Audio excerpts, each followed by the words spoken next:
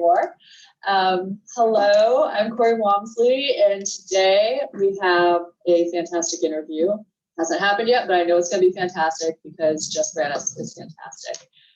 So let me introduce you to Jess. She is a 2-time author, bestselling author, radio personality, and she is a podcaster. She has Drinks with Jess podcast, and she's just an all-around awesome person. I actually met Jess salsa dancing in Pittsburgh years ago, because we were like 12 years ago.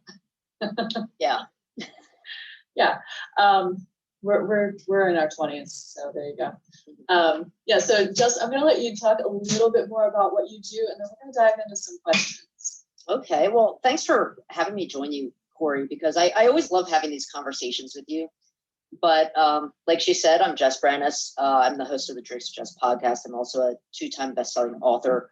I also have a podcast production company where we help individuals and businesses create podcasts to either help with their content or just because they have something to say.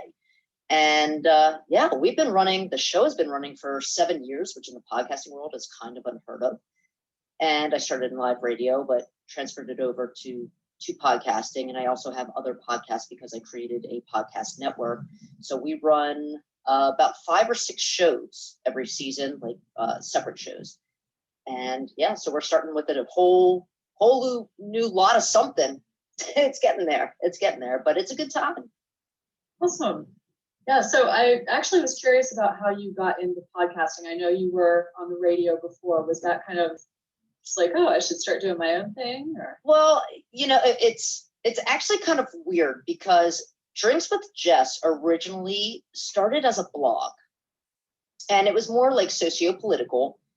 And at the time, I was also a high school teacher, and students started to find out about my blog. And the district said, we don't want them reading that, even though there was nothing bad in it. So they urged me to shut it down, which I, of course, did not do for a while. But then I did take a break because I started writing my first book. Once that happened, I started doing guest appearances on other podcasts and radio shows in like Philadelphia and the surrounding areas. And photobomb, I love it. And so one of these stations in Philadelphia had so many emails about my appearance, they asked me to stay on, which I did. And then in the summer, we would take a hiatus, so we had to do pre-recorded material. And this was before podcasting was really a big thing. So this was like 2013, 2014. And at that point, I fell in love with it. And it has progressed so much and so quickly. It's not even at the top of the peak yet. It's still really just an industry that's getting started.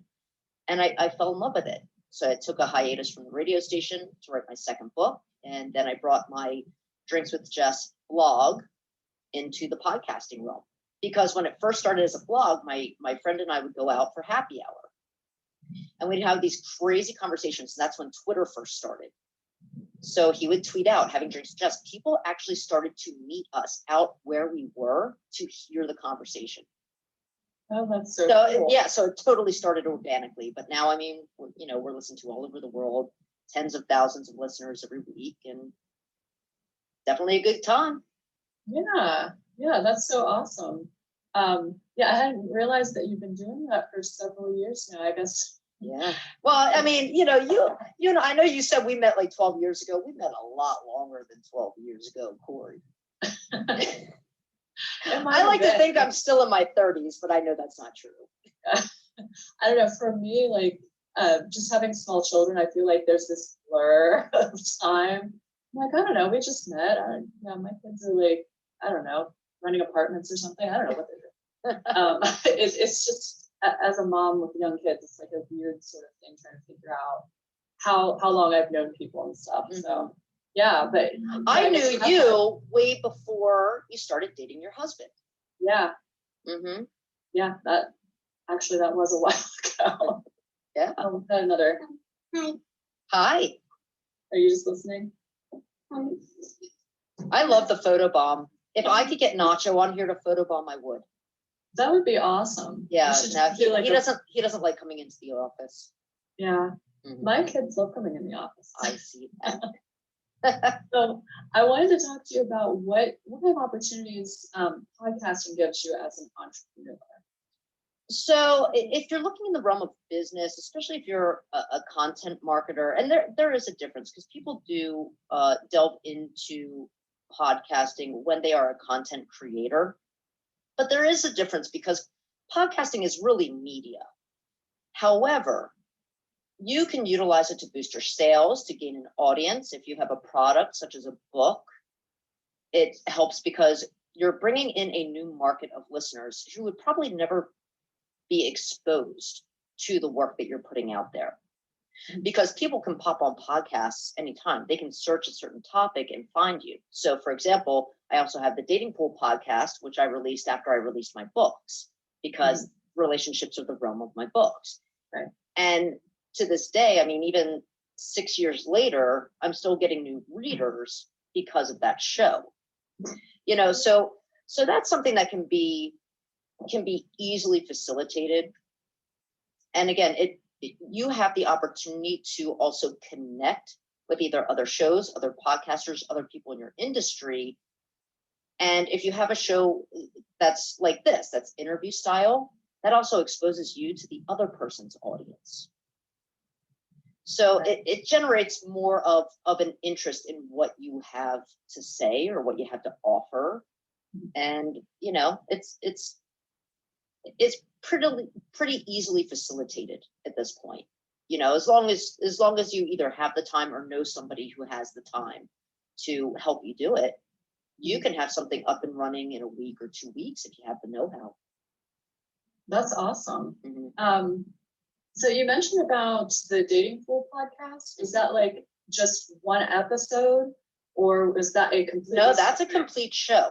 That is a completely separate podcast. I did take a hiatus for the past like 3 months from it, only because I'm working on my third book.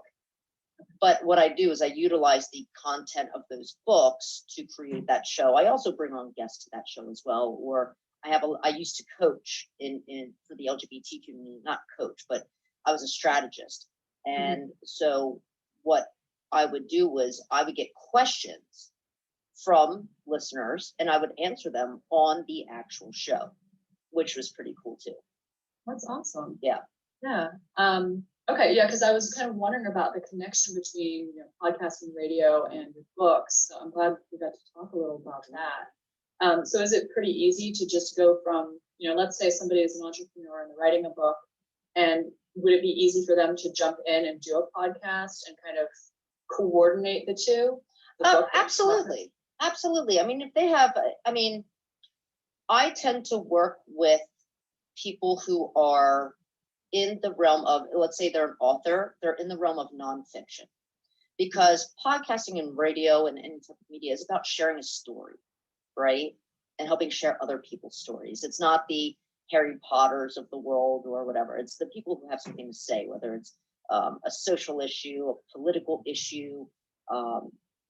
Even right now, we just, my company just launched a podcast on the network that is about like substance abuse issues, because that's something that really has to be tackled right now.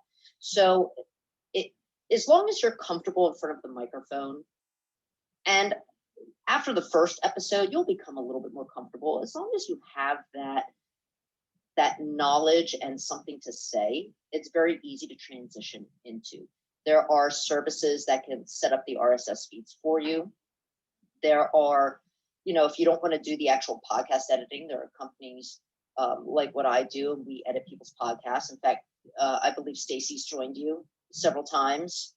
Yes, and talking, and I just launched her podcast, which is fantastic. She's amazing. Yes. But if you're used to talking in front of people, or even talking in front of a camera, podcasting is even easier than that. Mm-hmm. Yeah, I actually quote you whenever I talk to people who haven't gotten used to that before, because I remember the first time that I was on Drinks with Jess. It was like when I was a new entrepreneur. And you said it's just two people having a conversation. And that put me at ease so much that I tell people all the time, like when I talked to Jess, that's the first thing she told me. And I was like, oh, okay. Now, not everybody thinks like that, though. I mean, some people, I mean, I do an interview style in a weird way. And even when I write articles, when I do interviews for the articles that I write, that's what I do. I have a conversation and then I pull the information from there to create the article. Other people do like strict interviews. Here are the questions, and that's it. And they just read them off. Podcasting really should be, it doesn't have to be, but it really should be more conversation, because people want to feel like they're with you. Right. They want to feel like they're sitting there in the room in a chair listening to this conversation. Yeah. Yeah. I like that. Cool. That's how Okay, we roll. That's how we roll. And I'm excited to have you on my show again next week.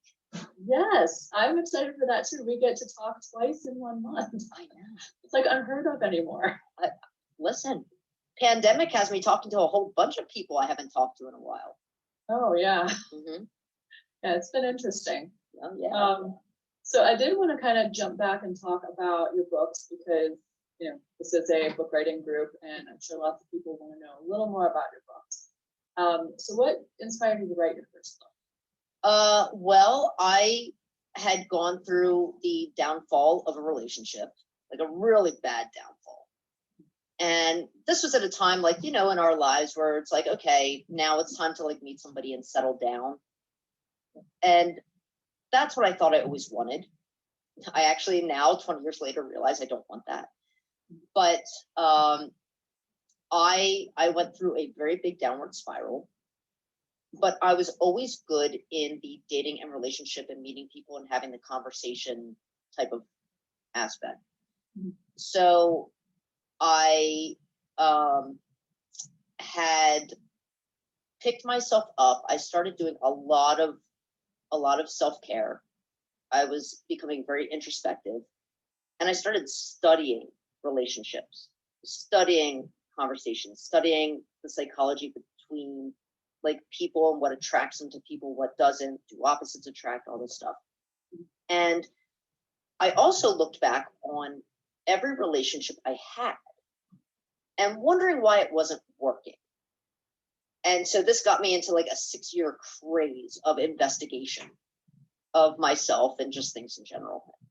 So I had recently gone through another relationship after that. At the same time, I was diagnosed and going into surgery for cancer.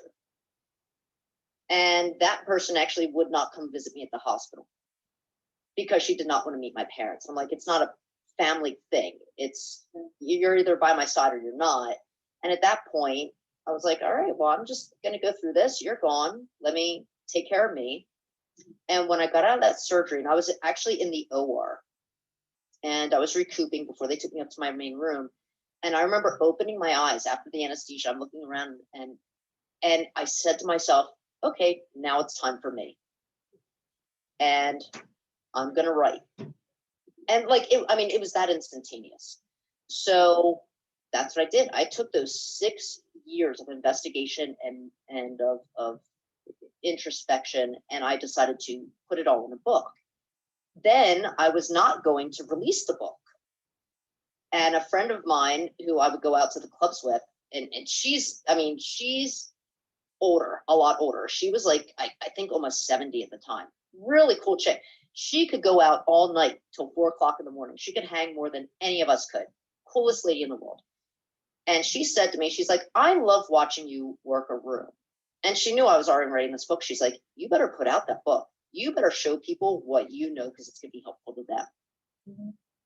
And I said, okay, why not? Announced it on Facebook and said, I'm going to release a book. And once you do that, you have to do it. You don't have a choice. When you don't have 3,000 people, 4,000 people following you on Facebook, because Instagram wasn't even there yet, you better write the damn book. Yeah, that was it. And that's how that came about. So the first book was really about learning that forgiveness coming out of a relationship, because forgiveness is you're not forgiving them, you're forgiving you for your choices, is what it came down to. And then you learn how to build yourself up. So in there is everything I did to take myself from that lowest point and transform myself into the new point. The second book, 0 to 90, was all about those first 90 days, because in my community, you go on one date and people have a U-Haul and they're moving in already. I'm like, oh, that's not what you want to do. That's not what you want to do, because it's all about being able to keep yourself centered in the things that you essentially do for yourself and not losing that because a relationship comes around. So, it brings some stability, and it also teaches you how to really hone in on what you want. Because so many people say, I want a relationship, but maybe they really don't. That's what I found out about me. I always thought the relationship, the house, the fence, the kids, the dog, I'm happy with the house and the dog. I actually don't want anybody living with me.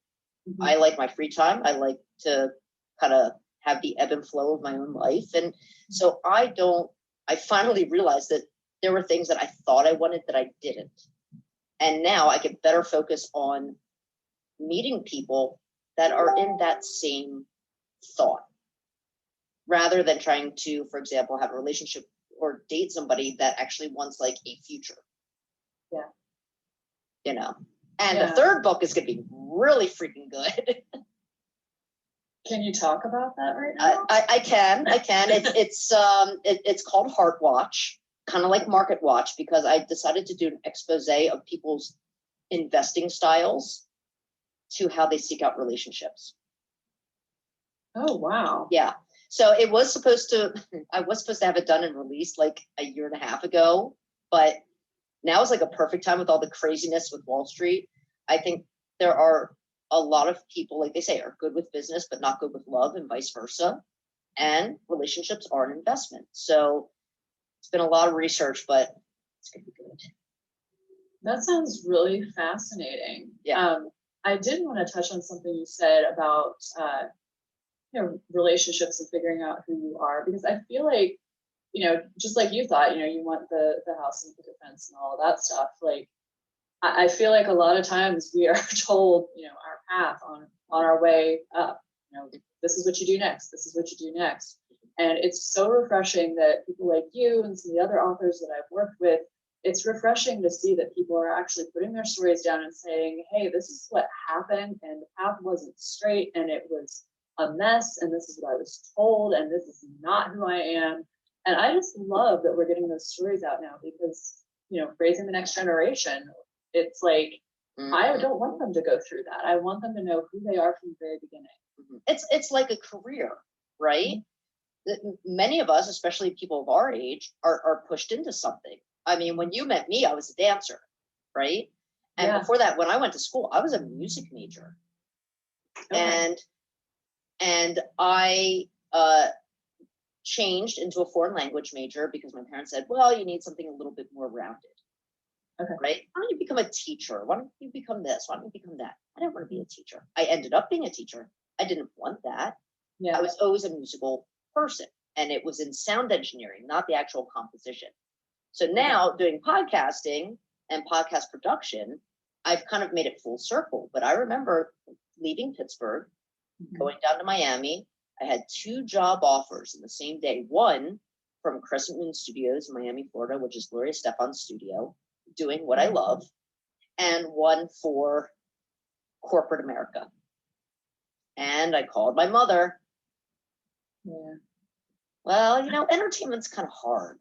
Now she's one of my biggest fans, but entertainment's really hard. Go for that, I'm sure it was all from love is the thing. And I think a lot of it is misunderstanding, because they don't understand what all can be done in certain industries. Exactly. I wasn't going to be the person on stage. I was going to be the person behind the scenes, and I don't think that they understood that was actual, work. Yeah. So, when you think about that, or, go be a doctor. My dad was a doctor. Once he retired, you know what he does? He paints. And he's really good at it. And he loves it. And he's happy. Yeah. I wish people would learn from the beginning. Go for what makes you happy, despite what everybody says. When I left Miami and I came back up to Pittsburgh, what did I do? I chucked out the corporate life and I started dancing. Yeah, exactly. Mm-hmm. Yeah, it's like it's funny looking at that kind of stuff and like my own choices in my career. Like I started out, I actually have a biology degree. Most people don't know that, so I try to throw it out every once in a while. It's like fun trivia. And then I went into English to do my 2 English degrees. But I started out thinking I was going to work in a lab because I enjoyed that. And my passion has always been the arts. I've always been a painter, a singer. I played piano and trumpet, like all of that kind of stuff was always my thing. And I've been writing since middle school. So it was always that. But yeah, it was the same sort of thing. Like I would have a teacher in high school say, like, oh, you're really good with science. Oh, you should go into that. And that was like the thing. Everybody wants to be a doctor or, something that they can define, because nobody, I mean, heck, half the jobs that are around today that people like us and like our friends do, they weren't even around when we were in high school. Absolutely. So yeah, we still had Apple IIe computers back then. Like podcasting didn't exist. We still had like a tape recorder taping ourselves. Oh back yeah. in the day. Sounded all warped, Oh yeah. But I love how you said that, because it is true. Like, you love the arts, and now you've kind of gone full circle.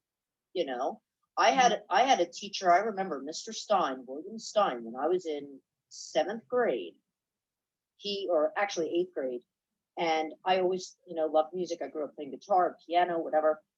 And I remember him bringing out a huge mixing console, kind of like the one I have now, except back then they were like really heavy. You had to like push it out of the cart. He said, "Do you think you can learn how to do this?" Because I love like classical music and like the fugues and putting everything together. Yeah. And I said, "Sure." He gave me an instruction booklet. He said, "If you can learn how to do this, you can do the sound engineering for the choir." I said, "Okay." And from that point on, that was my focus. It took a little turn for 2 decades, but it was always there. Yeah, that's so funny. Yeah, I think we got way off track on our talk, but I love having these conversations. So interesting to see like where people have gone and how our passion still manages to drive us back to where we're supposed to be. So that's always so cool. Absolutely. Yeah. Okay, so we have some people watching. I wasn't paying attention, but I don't see any questions yet. But if you guys have questions about podcasting, about being an author, any of that kind of stuff, make sure you comment, because I have my phone here. I can actually see if you're asking us questions. Yeah, so gosh, we got so far off track. I don't even know where we were headed. Well, you asked me about why my books came about. Yes, that's how that started. Okay. I like getting off topic though. It's okay. It is. It's fun. But yeah, so back to today, like, is there a way that you are combining the podcast with your books today? Well, I still have the Dating Pool podcast. And like I said, that took a hiatus until my 3rd book comes out. Mm-hmm. But podcasting is also a way to help authors spread the word about their actual books. Mm-hmm. Especially, again, the nonfiction authors. And I know that you work with nonfiction as well. But that's what it is. It's real life, and there's nothing that's better suited. I mean, if you think of television, you think of talk shows, you think of talk radio, you think of podcasting, they're all centered around real life circumstances, real life stories. And if you experience something and you have a story, somebody out there in this world either A, has a similar story that you can connect with, or B, can learn from that story that needs the lesson. And that's what I always learned, whether it was from writing the books or from podcasting. That's how you connect with people. So it also is a great journey to lead you into doing audiobooks. Most writers are very, very shy behind the microphone. But once they get involved with things like podcasting or even doing interviews, like being a guest on a show, which is very, very good to open your books up to new audiences, whether you want to create a podcast or be a guest on a podcast. You can reach out to them. Twitter is the biggest way to do that. I can tell you right now, Twitter, for the authors out there, if you have a book that comes out and you need to get some kind of coverage, you can go onto Twitter and search topics that have to do with your book. You will find podcasts. There are 700,000 podcasts out there. You will find podcasts that would love to bring you into the conversation, that would help you plug your book. And if you decided later on to create a podcast of your own, guess what? They would be more than happy to be your guest. So it really does help in the marketing aspect of it. Just the sheer conversation, knowing that you are not the only person who is experiencing this right now. I think that's the biggest takeaway from bringing authors and podcasts together. Yeah, I hadn't really thought of the podcast as doing the same thing, but whenever I work with my authors, I tell them, like, people want to see themselves in you. So those are the pieces that you need to be sharing. Mm-hmm. So it would be the same thing for a podcast. And it's powerful too, because you're getting your energy through your voice. I mean, I figure it this way. So let's say somebody puts their book out on Amazon, right? There are more books on Amazon than there are podcasts, right? Yeah. And then people go onto their social media and they start marketing their book.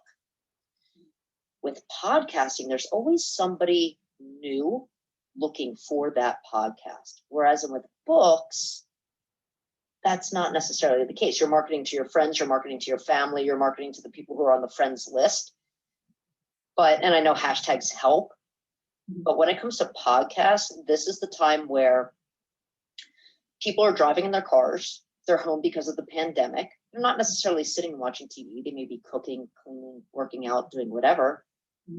That's when they listen. Right. When they can't sleep at night, that's when they find it and listen. So people aren't searching for new books to read in the middle of the night. They're listening, they're trying to find something to listen to. That's true. So that brings like a whole new market to your voice and your story. Yeah, that's so cool. So we do have a question here. Mm-hmm. So Kelly, who's actually one of my clients right now, she's working on a book called 21. And Kelly. We have 21 women who are writing stories, talking about how they position themselves in 2020 to be winning in their businesses and nonprofits in 2021. And I actually recently introduced Jess to Kelly. So hopefully, hi, Kelly. Shared a lot more about. I owe you an email. So Kelly Commander, she says, do you think it's coming too late to the game to start a podcast now? Is it too late to start a successful podcast? No, it's not. And when I say that there are like 700,000 podcasts out there, the idea of starting it now is that we're not even at the peak. Last year, 2019, 2020 is when podcasting actually started to surge. Before, it was so minimal because all we have is Apple Podcasts. Now we have Spotify that's actually being the game changer. We have iHeartRadio. There are 14, 15 different outlets. Plus now Amazon's getting into the game where they're actually having a podcast section in Amazon. You can actually get your podcast listed in Amazon. Now, with Jeff Bezos retiring as of yesterday, I don't know what's going to happen with that, but they're trying to get into that market too. So knowing that Amazon's not even in there and trying to get in there means there's still a lot of growing to go. Plus, in the next couple of years, voice command is going to be the biggest thing. So you figure people have Alexa, people have Google Home Minis. I can say, Google, play Drinks with Jess, and it's all over my house. Wow. Mm-hmm. Yeah. That's pretty cool. So I think it's going to get to a point where cars have more of that rather than Sirius XM. Okay. So we're still as far as the podcasting industry, there are so many people interested, and we're still at the beginning. It's also important to remember that a podcast doesn't necessarily last that long. There are people who jump into it that either get frustrated because they're not marketing it or don't have the time, or they don't have the know-how, or they don't have the determination to seek out new audiences. So it really comes down to, if you want your podcast to be successful, how are you going to market it? And it's not just marketing the show. Again, going back to what I said before, it's also about allowing yourself to be visible as a guest on other shows, because that's where you're going to gain the audience that doesn't know you yet. Right. You have to kind of be like a mini celebrity. That's what you become. Yeah, that's a good way of putting it. Yeah, you are the product. I mean, listen, Oprah made her entire life being everybody's best friend, right? She could have all the knowledge in the world. She could have all the money in the world, but the only thing that made her successful was the fact that she was likable.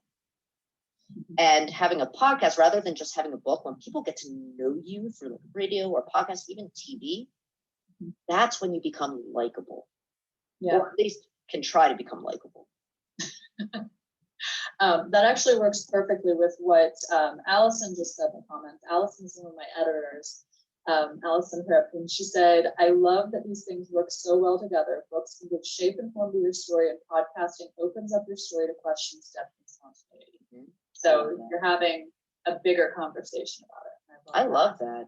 And I mean, if you think about it, and thank you, Allison, for saying that, but if you do think about it, there's only so much you could put in a book, right? Because otherwise, I mean, some people's books could be this long. Oh, yeah. You know, if I wrote my biography, my autobiography, I wouldn't know when to shut up, right? I would want to put everything in there. So some people write stuff in their first book and then save the rest of the stuff for their second book. But in the podcast, you have every week, every 2 weeks, even every month if you want to do one, to get some of that detailed information out there. And that allows your listeners to get to know you more and then want to see what's in the book. Yeah, I love that they can work together like that. That's really absolutely. Cool. I did want to ask you too, you mentioned something about audiobooks earlier. Correct. And some of what you were talking about, like, you know, when people are hunting for things at night to listen to, or people are cleaning the house, like they're listening to podcasts, they're listening to audiobooks too. I am personally not an audiobook person. Oh, no, I like to read. Much, yeah.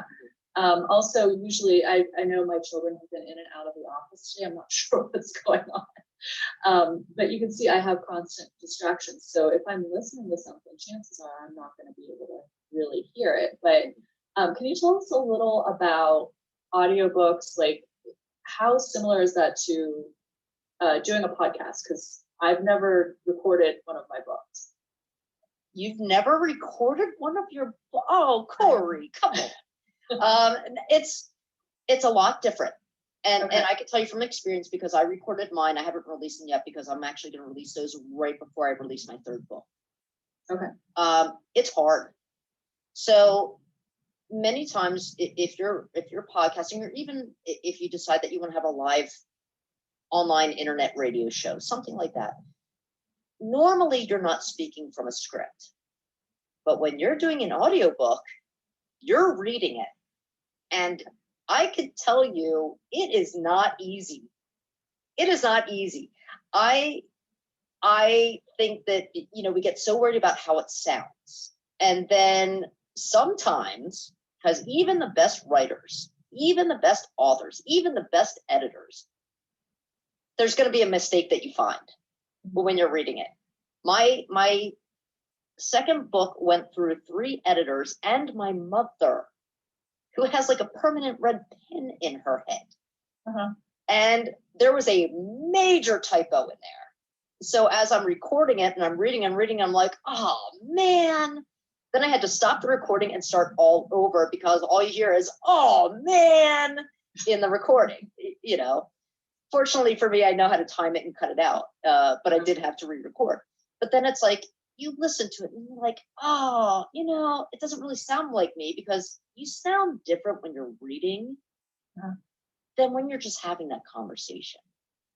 So I think that's what makes it difficult. I want my books, when I read them, to sound like me. Because some of the first comments I ever got about my books was, sounds like I'm sitting here talking to you. That's the style that I write, you know? And so it's very difficult to get that in a way where you like it. Some people can hire, I mean, you can hire voiceover people, but if it's a nonfiction work and it's your story, don't you want it coming from you? But it does take practice, a lot of practice. I think it took me, I'm going to say, approximately 43, 44 hours to just record my first book, just to get it to sound like me. Yeah. That's surprising. I never would have thought that.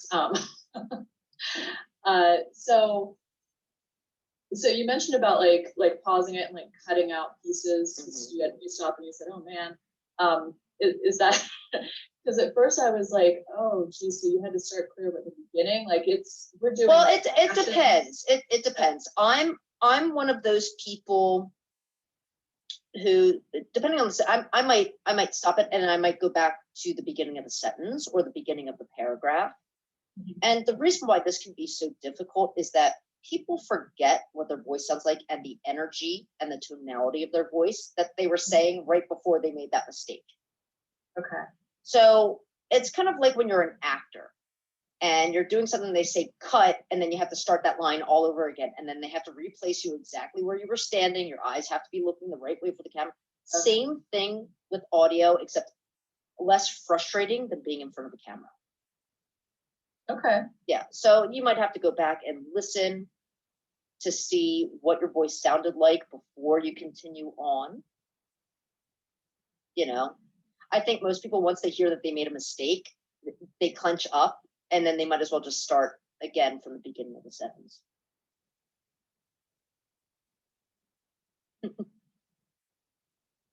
While Corey is checking on her kids, I'm going to, and she's closing the door. I was just interluding for you. Sorry about that. Yeah, I could hear people talking. They came in and went back out and left the door open. So they're adorable. Didn't look ready to hear it's fine. Noise on there. Yeah, so that's really interesting. Because I'm sure that's a lot of stuff that people aren't thinking about when they're like, oh, okay, I want to do an audiobook. Let's just sit down and talk. And you talk and talk and then you're done. So I've worked with people who recorded their own audiobook and then just sent it to me for the editing part, the production part. So when getting it out there, actually releasing the audiobook, it's really a pain in the butt. I will say that. There's a lot that has to be done. And most people want to go like to Amazon and through Audible and all that stuff. And there's a lot of background stuff that they don't know about. I would rather see somebody do an audiobook and release it through their own website and release it themselves because of the way Audible works. I'm not very keen on them, but it's the trend and, you do it. But there are better ways to do it. But I have had other people who either don't want to go in the studio or don't want to do the editing or have questions about how to do the audiobook, like actually how to read that. And we will record them remotely. And we'll go through each session and say, okay, why don't you try and sound more like this? You're still getting photobombed. I love it. But so there is a way. It depends how comfortable you are with the microphone. It really does, and how comfortable you are reading. Cool. Okay. I read. Yes, I know you read. My name is Susan. Can we do this? See, like this type of thing is kind of like having a podcast because you never know. I mean, sometimes on my show you hear Nacho barking in the background. It happens. Yeah, usually I don't have child guests so often on this end, so I'm guessing that they ran out of homework to do. That's okay. Snow day. Yeah. Well, Wednesdays are their remote learning days for the whole district, so that's another story. So we had a couple questions on here. So Raquel, who's actually one of the authors in Kelly's book. Oh, so nice. So she's joining us, and she says, "Can we start by getting on others' podcasts?" So, you want to touch a little on that? Can you start by doing that, or how? You can do anything. If you're writing a book and have not completed it yet, you can start reaching out to podcasts. Say, listen, I have a book that's planning to launch here. I would love to come on and talk about it. And again, the best way to contact people is through Twitter. Twitter is amazing, and this is the first thing that I tell the authors that I work with: go onto Twitter, because you can find hashtag podcast. You can do like hashtag whatever your story's about, like the one author I was working with, substance abuse. He did hashtag substance abuse, found all these podcasts listed under that topic before he even put his book out, and started connecting with them. He would send them he would follow them. He would send them a direct message like, hey, I love your show. He would listen to like one of their episodes. I'm releasing a book come, April, August, whatever. I would really love to, have a chance to talk to you about it. And the majority of people will say, absolutely. So yes, you can start with that first, even pre-launch. So before my book launched, I actually started going on to different radio stations and podcasts before my book even launched. That's a good idea. I always tell people to get Create a out buzz. ahead of the game. Create a buzz. Listen, you can sell anything if you market it well. Think about it. The pet rock. Come on. Draw some eyes on a rock. Could you imagine if they didn't invent that in the 70s and somebody came up with that idea now with social media? Could you imagine how crazy that would be? Yeah, they wouldn't even have to intend it as something to purchase. All they'd have to do is draw eyes on it, take a picture of it, and everybody would go, hey, can I get one? That's it. That's awesome. Yeah. Okay. So it doesn't look like we have any other questions. Allison did say greater authenticity. I love listening to authors read their own books. So I've heard a lot about people loving that because you get their voice and you get their take on it. So it's going to read it when it's the author. Right. And what's wonderful about it is, if you're an author, and let's say you're not ready to do an audiobook, but you really want to try to do a podcast, people will already know your voice. So that way, if you come out with an audiobook or even your regular book, they know you. They already know what you sound like. So when they're reading those pages, or they'll be excited to get the audiobook, it all goes together. It just puts that essence of, this is a person that I relate to, into the mix. Because so many people out there will write a book and they'll market it, but do those audience members, do those listeners, do those readers really feel you and really connect with you? That's very hard to do just behind the pages. Yeah, that's a really good point. Okay, well, we've been on here a long time. I don't want to take up your whole day. I actually have like 2 podcast recordings after this. That's why I'm all set up. Awesome. It's a busy day. So I just wanted to ask if there was anything else you wanted to say, anything you would tell people who are thinking about, the book, the podcast, like, doing all of that stuff. Is there some advice you would give them? I think no matter what your project is, whether it's writing a book or deciding to delve into podcasting, or if you have a book, deciding to do an audiobook, you're going to have reservations. I remember having reservations when my first book came out. I'm like, who's going to read this? But I put it out anyway. Next thing I know, the first email I got about my book was from somebody in Ireland. Oh, wow. So it's like, you never know who needs the information or needs to hear that story, or who will relate to that story. So the biggest thing is, once you have that doubt in your head, just squash it and do it anyway. My biggest thing for 2020, because with the Drinks with Jess podcast, we always have some kind of theme. Like one year it was unity, last year it was hope, because we needed it. And this year it's no fear. No fear. I love that. If anything that 2020 has shown us, you only got one shot. Yeah. Do it. Yeah. That's a really good theme for the year. All right. well, Listen, we can't face anything scarier at this point. So putting a book out or a podcast or anything, you know what? Guess what? Not that scary. yeah, It's scarier to go to the grocery store. it really is. You might as well stay at home and write a book and start a podcast. Absolutely. That's right. All right. Well, thank you so much for joining us. You gave me so much good information. I hope our people watching really enjoyed this too. It's always so much fun to connect with you. Absolutely. So I wanted to ask you one last question. Where can people find you? How can they connect with you, the podcast and all that? Absolutely. Well, you can find the Drinks with Jess podcast on any podcast platform, iHeartRadio, Spotify, iTunes. Well, now it's Apple Podcasts, Podchaser, you name it, we're there. You can also actually view our episodes on YouTube because we do have video versions of them. I like to show off my face, you know, not getting any younger. And you'll be able to see and listen to Corey next week because she will be joining me, which is going to be very exciting. And you can also go on to dwjphl.com for all of our social media links and links to some of our archive shows. Or if you have questions about, you know, podcasting and you want to reach out, just go to branasenterprises.com and you can connect with us there. And I'm happy to answer anybody's questions.